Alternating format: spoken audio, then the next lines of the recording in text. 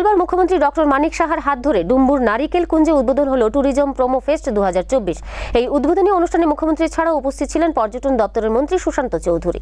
ডুম্বুর নারিকেল কুঞ্জে নানা অনুষ্ঠানের মধ্য দিয়ে মঙ্গলবার উদ্বোধন হলো ট্যুরিজম প্রোমো ফেস্ট 2024।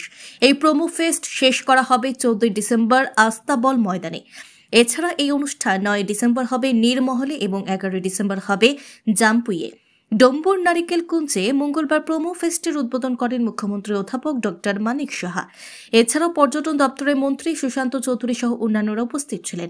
অনুষ্ঠানে আলোচনা করতে গিয়ে পর্যটন দপ্তরের মন্ত্রী বলেন, আগেকার সরকার নিজেদের ফায়দার জন্য জাতি জনজাতিদের মধ্যে বিভেদ সৃষ্টি করে রেখেছিল। 25 বছর জনজাতিদের পিছিয়ে রেখেছিল, কিন্তু বর্তমান বিজেপি সরকার উন্নয়নের দিকে এগিয়ে চলছে। এখানে কোনো ব্যাঘাত ঘটানো যাবে না বলে বিরোধীদের কড়া বার্তা দেন পর্যটন মন্ত্রী সুশান্ত চৌধুরী।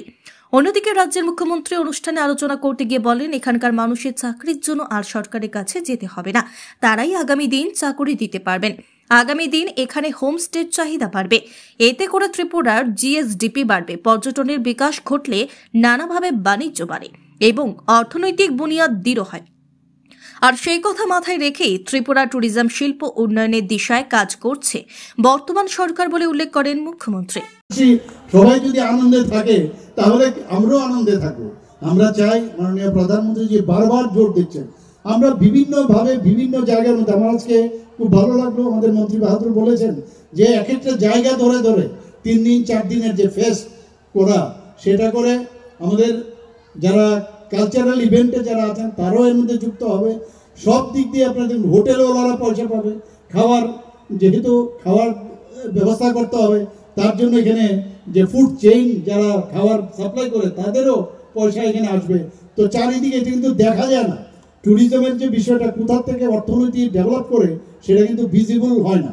কিন্তু আমি অন্যান্য রাজ্য যেখানে আছে এই ধরনের ট্যুরিজমের উপর ভিত্তি করে আমাদের যে জিএসডিপি, যেটা আমি নিশ্চিত যে আগামী দিনে যেভাবে আমাদের ট্যুরিজম ডিপার্টমেন্ট চেষ্টা করছে সেটা অবশ্যই আমরা এটা করব।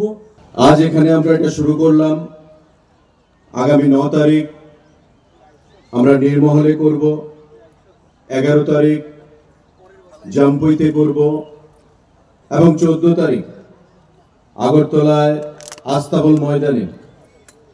আমরা আশা করছি লক্ষাধিক লোকের সমাবেশ সেখানে ঘটবে। ভারতবর্ষের কিংবদন্তি সঙ্গীত শিল্পী শ্রেয়া ঘোষালের উপস্থিতিতে সেখানে অনুষ্ঠান সেখানে আমরা সম্পন্ন করব।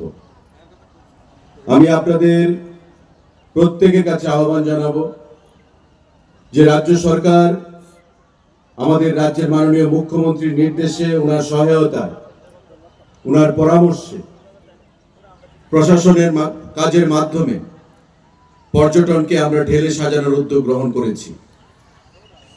মোদীজি যেমন আমাদেরকে বলেন, আমাদের দেশের যশস্বী প্রধানমন্ত্রী, যে সবকা সাথ সবকা বিকাশ, প্রত্যেকের বিকাশ করতে হবে।